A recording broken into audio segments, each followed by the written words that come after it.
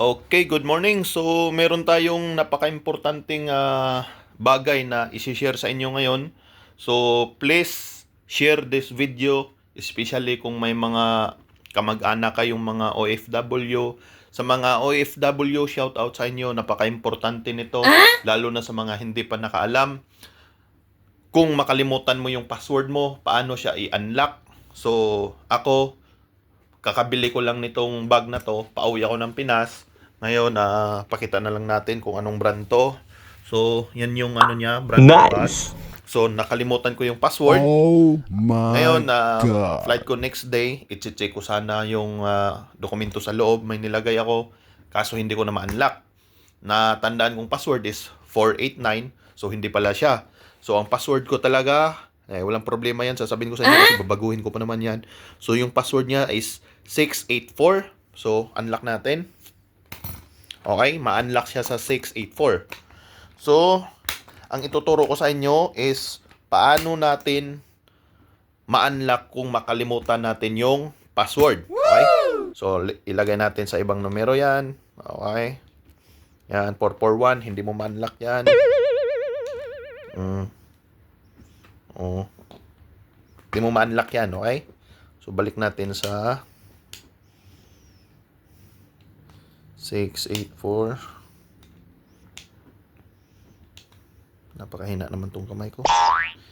684. Okay?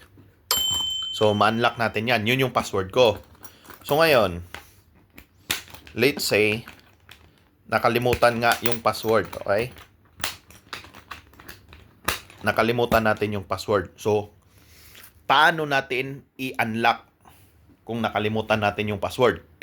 So, ang ginawa ko kanina, since wala akong mapagtanungan kasi sarado pa yung mall, so, ang ginawa ko is nagpunta ako sa YouTube, nanood ako ng video, and after that, meron tayong natutunan. Kaya, i-share ko din sa inyo to kasi napaka-importante nito, lalo na sa mga hindi pa nakakaalam. Itong video na to ay hindi ito para sa pagmamayabang. Ito ay sinishare ko lang sa inyo kasi napaka-importante talaga nito, especially sa mga OFW. Pero sana hindi ito gamitin na tricks doon sa mga tawag dito, doon sa airport. Baka gagamitin tong tricks na to doon sa airport, yung mga ano natin doon, nag-ayos ng mga bag natin. So, ito, sa bag, as per doon sa tinuturo, kailangan, pag naglagay ka, is tapat talaga yung numero dyan. Ngayon, sa ilalim nito, bawat numero, meron yang parang butas, gap yan sa ilalim nito. Hindi ko lang kailangan flashlight tsaka iangat ng konti. Basta meron siyang butas, yan. Pagka iangat mo to, makikita mo may butas. So yun, hahanapin mo yung mga butas na yon, tapos tapat naka-align siya. Kung ang butas sa number 6 is naka to the right siya, dapat naka-right lahat. Or isinter mo, dapat naka-center din lahat. So kanina, ito nga, sinulat ko yung ano niya.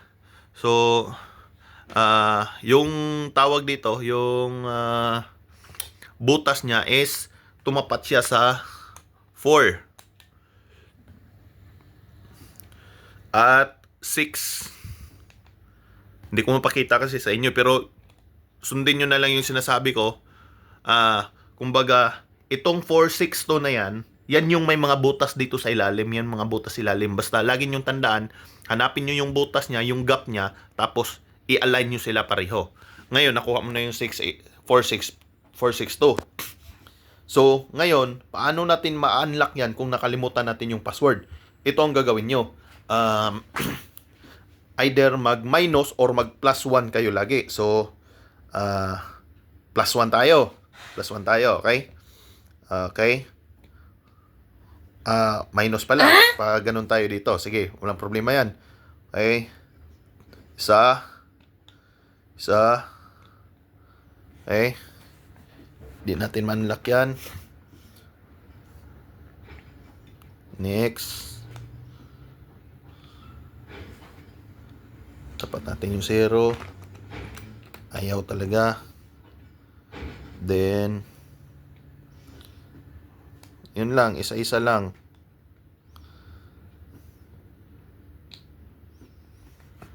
Ayaw talaga. So, proceed tayo.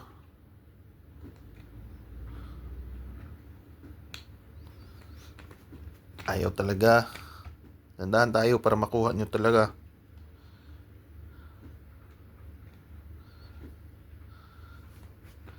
Ayaw.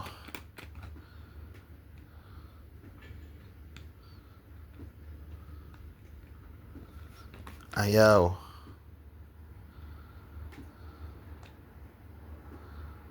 Tama ba yun? Parang napasobra ako sa ikot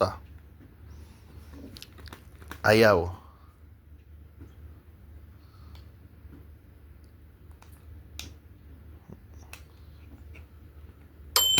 Charan, di ba?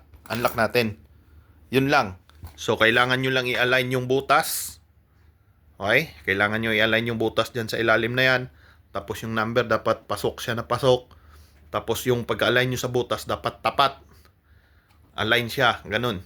Tapos either +1 or -1 lang kayo. Dandahan hanggang sa makuha nyo yung password. Okay? Thank you for watching. Please share this video. Especially doon sa mga OFW na nagbabiyahe.